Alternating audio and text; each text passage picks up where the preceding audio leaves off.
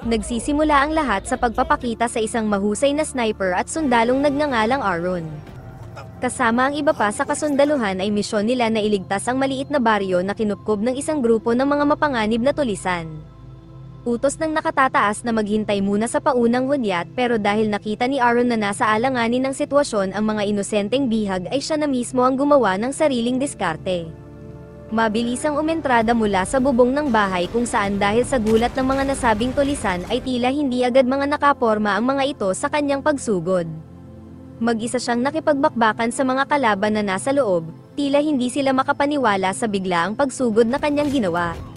Lahat ng bawat kilos ay buong kahusayan niyang ginagawa habang isinasaalang-alang rin ang kaligtasan ng mga bihag na pangunahing misyon na dapat mga mailigtas. Sa pagiging desperado ng mga tulisan ay nakuhang itakbo papaalis ng mga lider ang isang paslit patungo sa kabilang pangpang.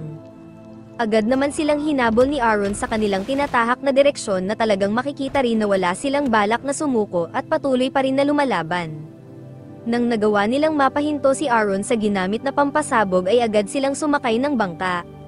Sa pag-aakala na makakatakas na sila dala-dala ang paslit ay dito na sila muling nagulat nang lumitaw si Aaron mula sa ilalim ng tubig at mabilis na binatak palubog ang isa sa kanila.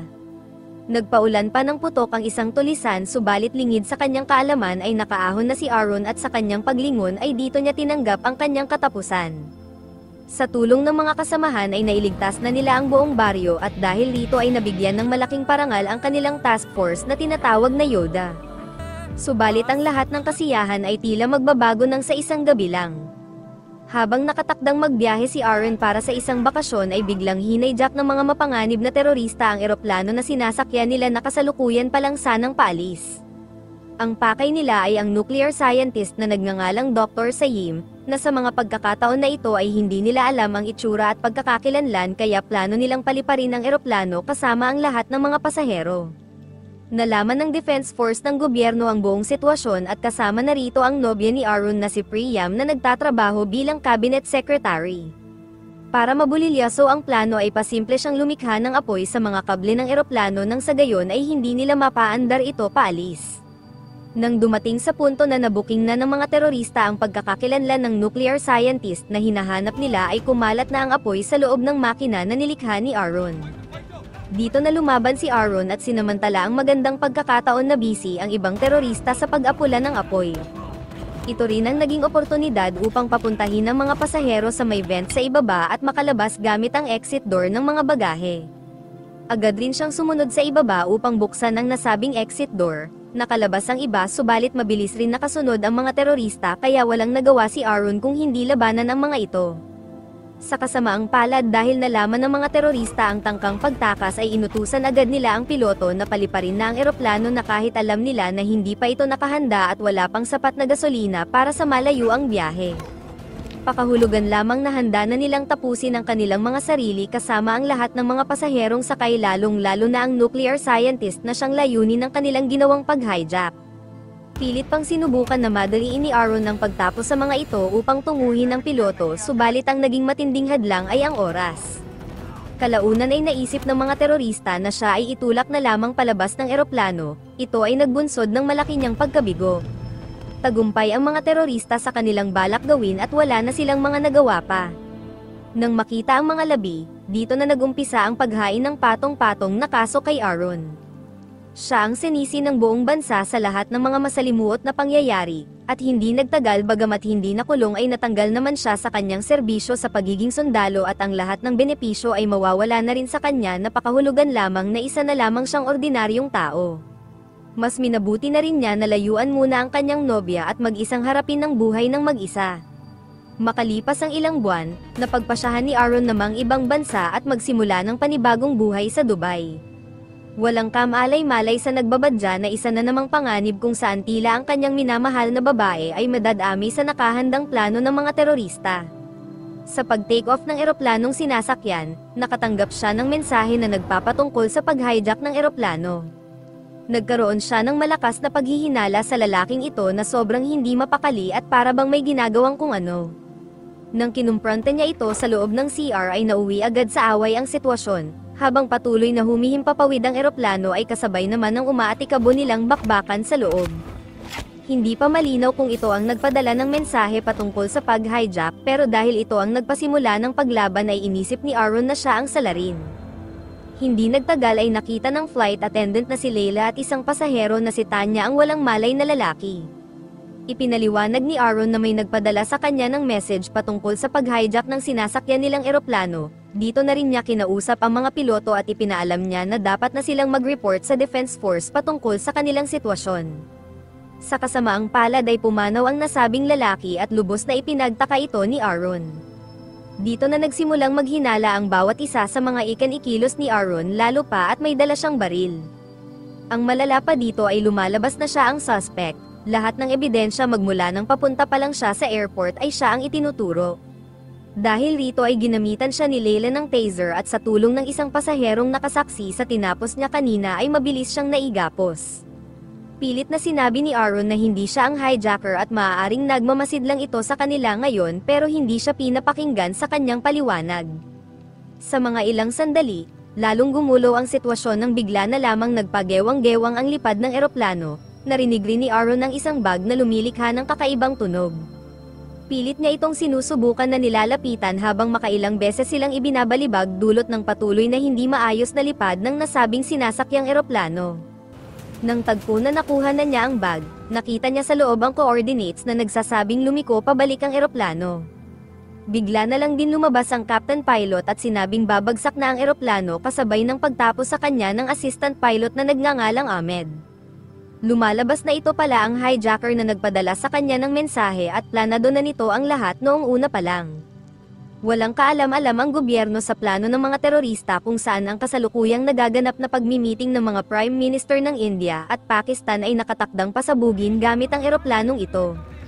Tiyak na maglulunsad ito ng malaking gera sa pagitan ng dalawang bansa, lalo pa at pinalalabas na ngayon sa mga balita sa bansang Pakistan na isang dating sundalo ng India ang nang-hijack ng eroplano upang gumanti sa pagkakasibak sa serbisyo. Maagap na tumulong si Tanya na hindi naman pinalagpas ni Aaron at mabilis niyang sinubukan na pigilan ang teroristang piloto. Habang sila ay nagpapambuno ay nagsisimula ng pumapadaos-dos pabagsak ang kanilang sinasakyan. Nagpaikot-ikot ang buong eroplano at lahat ng nasa loob ay nakaranas ng pagbali-baligtad ng mga posisyon. Gayunpaman ay masikap na hinaharap pa rin ni Aaron ang terorista at kahit pa makailang beses silang magpagulong-gulong ay alam niya na dapat niya itong subukan na pigilan para sa kaligtasan ng nakararami, mapapasahero man o mga tao ngayon sa gobyerno na nasa lokasyon ng pagpupulong. Mabuti na lang, si Tanya ay isa palang estudyante ng pagpipiloto at mayroon itong kaalaman sa pagkontrol. Nang tuluyang bumalik sa normal na lipad ang eroplano, nakuha ng terorista ang armas at ginamit pa nitong hostage ang isang pasahero. Bagamat nakontrol na nila ang lipad ay tuloy na tuloy pa rin ang pagtungo nito sa lokasyon ng pagbabanggaan. Nagtungo agad si Aaron sa control machine para alamin kung ano pa ang magagawa nilang remedyo sa nakatakdang pagbangga. Dito ay nakita niya ang ginawang pagmamanipula sa system ng buong eroplano, kaya kahit anong gawin ay tila malabo na nilang maiba ang direksyon. Nakaharap pa niya ang teroristang piloto, at talagang gagawin ang lahat para lang pigilan sila Aaron at matuloy ang planong pagtapos sa Prime Minister. Dahil alam niya na maging ang pinakamamahal niyang si Priyam ay madadami rin kapag nagkataon ay buong todo nang ibinigay ni Aaron ang lahat ng makakaya para lang tapusin ang salot na ito. Ngayon ay napagpasyahan nila na patayin na lang mismo ang control system ng makina at maglanding na lang sa pinakamalapit na maaaring paglandingan, subalit sa hindi inaasahan ni Aaron, ang flight attendant na si Leila ay kasabwat na terorista rin pala. Ngayon ay mayroon na lamang silang 10 minuto bago ang nasabing pagbangga. Nalaman na ng Prime Minister at kawani ng pamahalaan ang plano, subalit magiging huli na ang lahat dahil ang harap at likod na labas ng lugar ay nahaharangan ng mga relayista na maaaring pakana din mismo ng mga terorista. Mahigpit na ipinag-utos ni Leila na wag na nilang subukan pang baguhin ang direksyon na kanilang tinatahak. Kausap nito sa radio ang tila lumalabas na pinakapinuno ng mga terorista. Wala nang pinalagpas na pagkakataon si Aaron at ang naiisip na lamang niyang huling plano ay tapusin agad ang terorista na ito habang sinusubukan ng iba't ibang paraan ni Tanya kung paano mapipigilan ang kanilang pagsalpok. Sa lalong madaling panahon ay maagap na nag-iisip ang pamahalaan kung paano sila makakaalis agad. Subalit sa hindi na namang inaasahang pagkakataon, ng plano na sanang pabagsakin ng mga fighter jet ang eroplano, lumitaw ang tunay na katauhan ng pinuno ng mga terorista. Si Adi na parte ng gobyerno ay nagbabalat kayo lang pala para sa araw na ito ng kanilang malalagim na mga plano, napilitan ng Prime Minister na ipatigil ang pagpapasabog sa ere. Dito na rin nagsimulang magsulputan ang maraming bilang ng tauhan na terorista sa labas, naging mabilis ang pagkubkob nila sa buong lugar at ang mga sundalong nagbabantay ay hindi nakapaghanda sa ganitong klase ng mautak at matalinong pag-atake na nilikha ng traidor na ito. Ngayon na malapit nang maubos ang kanilang oras, hindi pa rin nawawalan ng pag-asa sila Aaron at pilit silang gumagawa ng paraan para mailigtas ang kanilang mga sarili. Sa nalalapit na pagbangga ay buong tiyaga na pilit inayos ni Aaron ang mga ginawang pagsabotahe sa landing gear system ng eroplano. Pikit matang ipinagdasal ng mga pasahero ang nangyayari, nang sa ilang segundo na lamang ang natitira ay nagawa na niyang matanggal ang bumabara sa machine system ng isang gulong. Maswerteng nagawa nilang makarampas sa kalsada at ngayon ay pilit na sinusubukan ni Tanya ang lahat ng makakaya para pakagatin ang preno ng eroplano. Sa unang tingin ay tila ba malabo nang makaligtas pa silang lahat sa katapusang naghihintay.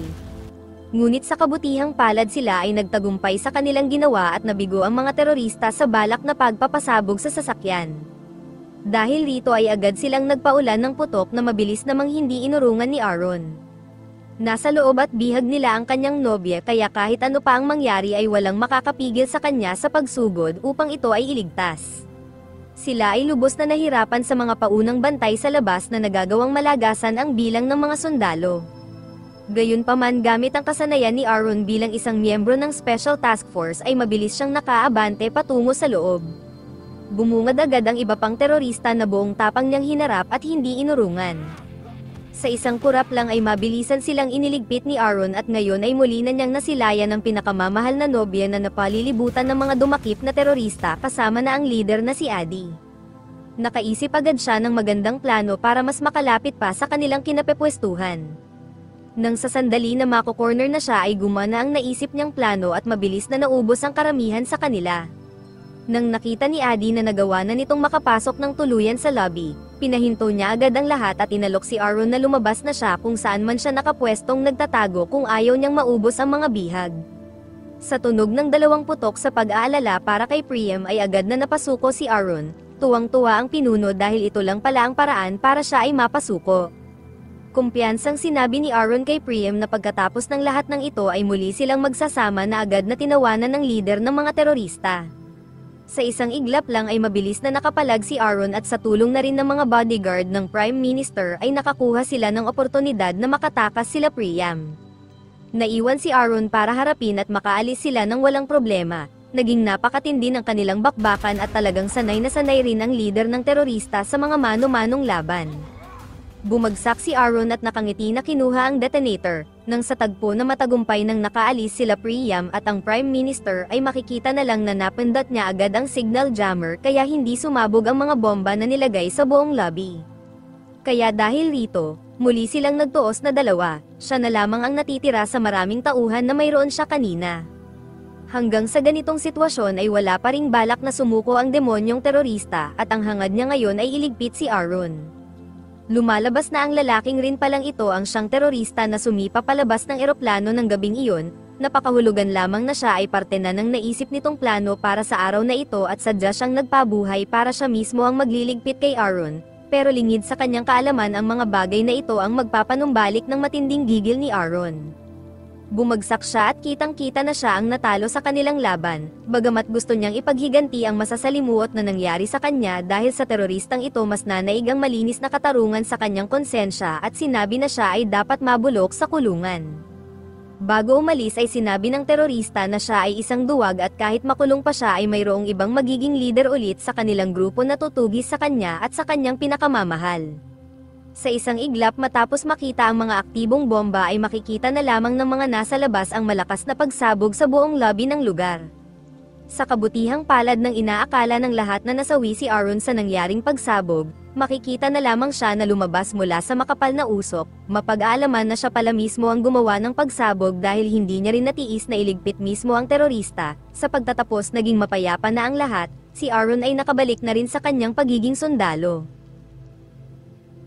Special shoutout sa Dara Gose and Vistar family, kay Madelisa Ando from Davao City, kay Susan Gozem, kay Arlo Alguna, kay Ella Laging Galit, kay Jude Pasasakit, kay Laika Baog, kay Jacqueline Tulig, at kay Bogard Kainin. Maraming salamat po sa inyong panonood.